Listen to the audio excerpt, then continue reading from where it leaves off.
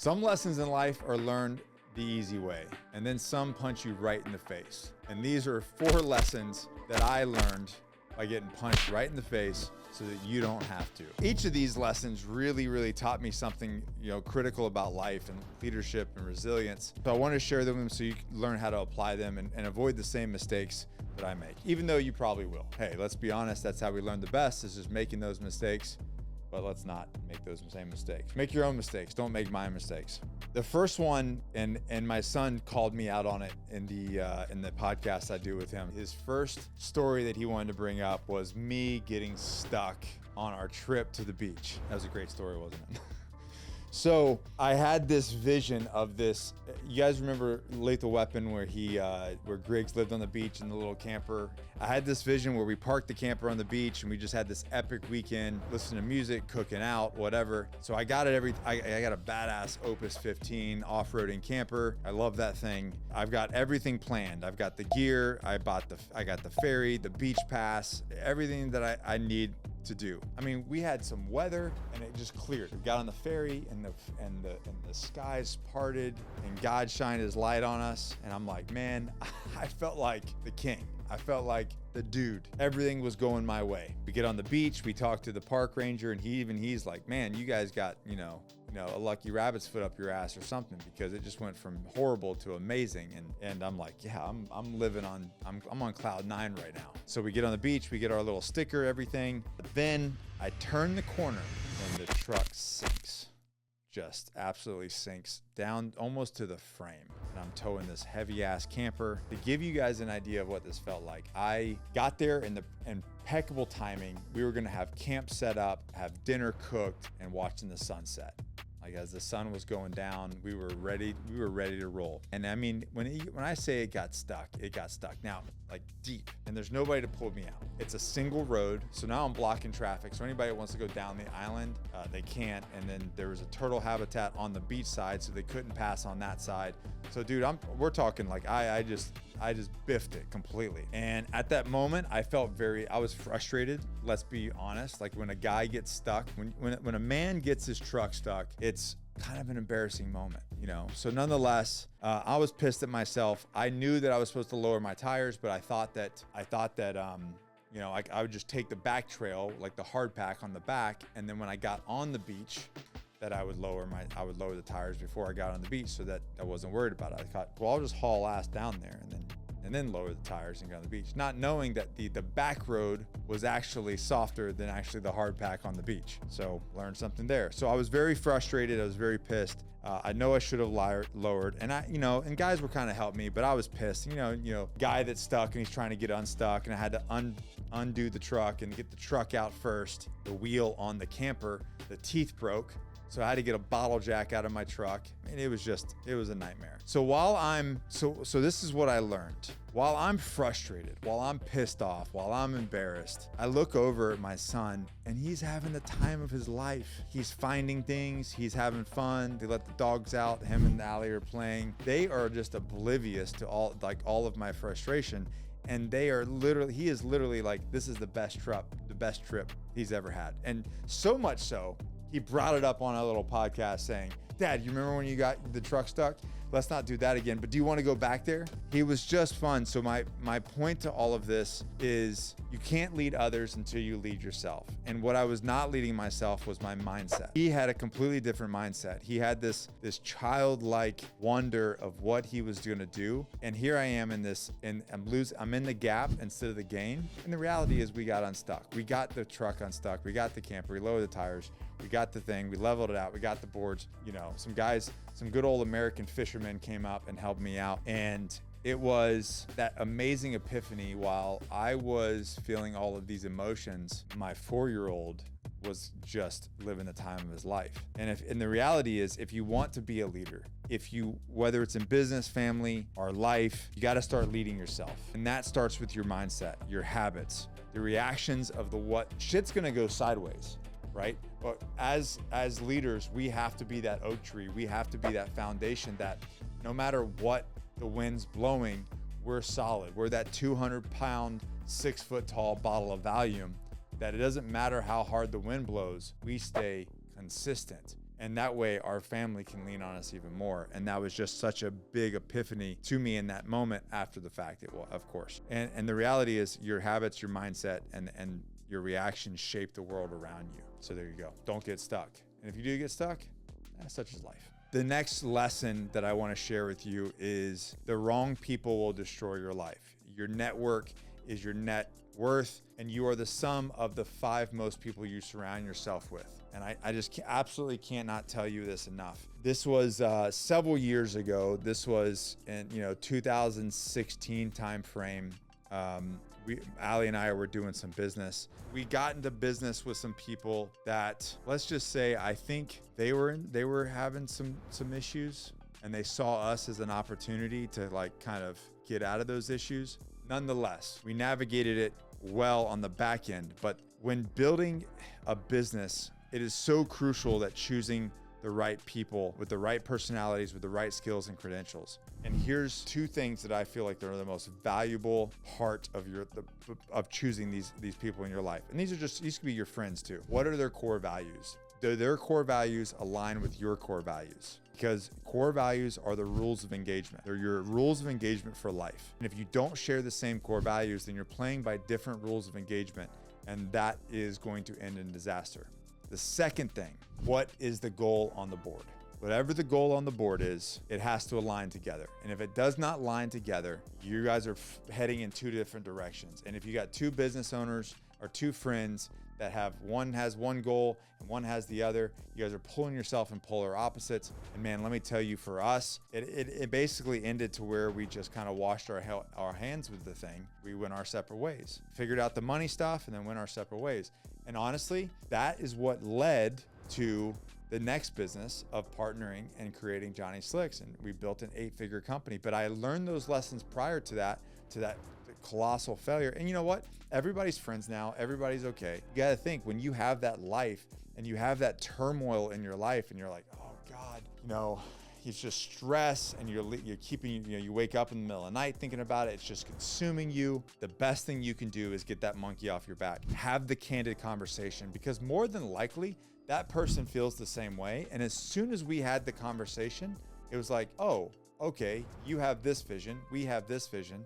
Okay, well, we need to figure this out, and we need to go our separate ways. No harm, no foul. The sooner we did that, the sooner that stress came off our shoulders, and we moved on. And we were successful in that endeavor, and we were successful in post endeavors. Nonetheless, core values, what is the goal on the board? Does it align? Because as soon as we started Johnny Slicks in 2018, we said, okay, what are the core values? What is the goal on the board? And now the goal on the board has moved a couple times, but that's when you come together and say, hey, I think we need to move the goalpost here. So be it. So we did. And when we moved the goalpost, we all had to agree that we're going to move the goalpost, where the goalpost is moving, and let's move forward. So again, the wrong people will absolutely destroy your potential.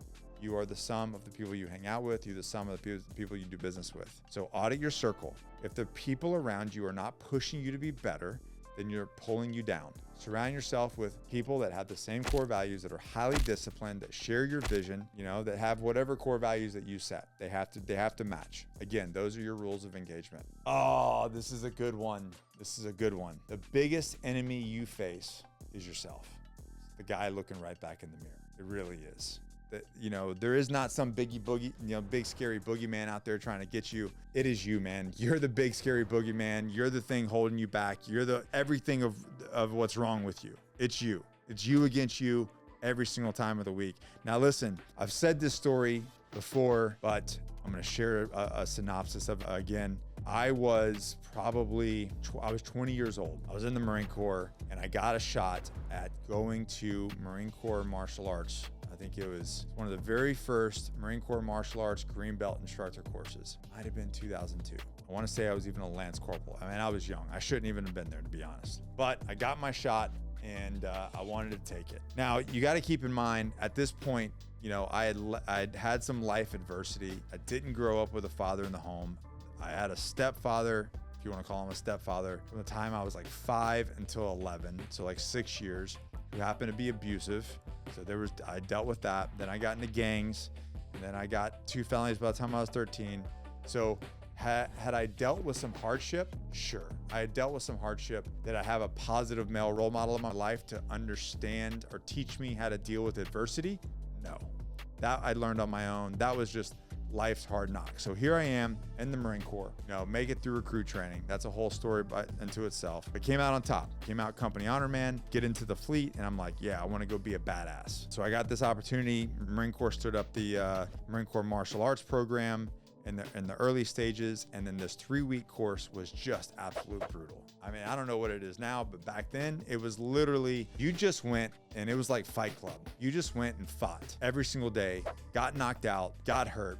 Everybody got hurt. I had broken ribs. I tore my ear. I had to get my ear sewn back together. I mean, it was just gnarly. Right at the end, so I made it through this whole course. I had fractured ribs. I get to the final exercise and I go take an Epsom salts bath and I'm like, dude, I don't know if I can do this. All this self-doubt coming into my mind. I'm doubting myself. My mind's playing tricks on me like, oh man, you do this thing, you get this final exercise. Next thing you know, a rib breaks and goes into your lung and then you're just dying right there on the field. I basically talked myself into saying that I did not physically have the ability to complete the final exercise. All I had to do with this final exercise and I would have graduated and I would have been a Marine Corps martial arts instructor, which means absolutely nothing. But at the time it was cool and I wanted it, right? So I get there that morning, it's like 4:30 in the morning. I go tell the gunny, which, in my mind at that time, he's just this ultimate badass. And I tell him, I'm like, okay, listen, like, hey gunny, I got this going on. He's like, I just don't think that I can do the final exercise. I don't think I can physically do it. And he was a hard ass the whole time. And all of a sudden he goes, okay, that's fine. You can just sit and watch and these guys will do it. And then, we'll wrap up the day. Okay. And man, I didn't graduate. That was it. Those guys finished the final exercise. They all became green belt instructors. And I had put myself through this grueling 3-week course of just straight getting my ass kicked for 3 weeks for nothing. I knew that moment stuck with me more than any failure, more than anything, so much because I knew that I quit on myself. It was my own weakness and my own excuses, my own lack of mental fortitude and courage to just go through the thing. And this is what makes it worse. After the fact, when I watched all those guys graduate and I sat on the sidelines watching them graduate, he goes, hey Kay, you know that if you would have just gone through the motions, if you would have just put out, you would have just tried. These guys knew you were injured. They would have picked up some weight for you. But if you would have just done it, if you just had the grit to stick with it, you'd be graduating with all these guys because you did the work. You were there 3 weeks prior. You did all of the stuff. You made it to the end. You just needed to complete the final task. And I let my own inner bitch, my own inner dialogue take over and talk me out of all the work that I'd done 3 weeks prior. And that stuck with me so much. That was a moment that just hit me so hard. And then I took that lesson through Recon Indoctrination Platoon when I went through RIP. I took that lesson when I went to Amphibious Reconnaissance School. I took that lesson into SEER. I took that lesson at dive school and jump and free fall. I took that lesson into assessment and selection for Marine Special Operations Command. I took that lesson to every single day of my life from here on out. I've taken that fucking lesson in business. Shit is gonna hit the fan, man. And at that point, like you said, like David Goggins said, you're at 40% motherfucker, and keep going. And the reality is you have a lot more in the tank than you believe. And I had a lot more in the tank. And so while that was a huge failure, that taught me in life that the hardest battles that you ever fight are never external. They're always right here in your head. So whatever you're going through, whatever challenges that you have, just know the pain of quitting, the pain of throwing in the towel is way, way worse than the failure that you could potentially have. And it's gonna haunt you way longer than the pain of pushing through. So endure, you'll keep going. Lesson number 4, comfort is the enemy of growth. Now, I just briefly said about all the things that I've done, right? I've done a lot of shit in my life. I've endured a lot of adversity.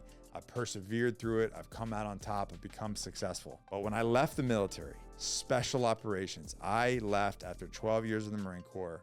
I left Marine Special Operations Command as a Marine Raider, a critical skills operator, a badass, right? This is what people think. And after the fact, I completely fell apart. I've wrote a book about it. It's all public. It's called The Excommunicated Warrior, The 7 Stages of Transition. You can read the entire story of how I turned into a fucking bitch, all right? Completely. Call myself out on it. Woe is me. I faced a huge shift in identity. I didn't have a clear structure. I didn't have a mission. I didn't have the brotherhood that I thought that was, they say, Marine for life, MARSOC for life.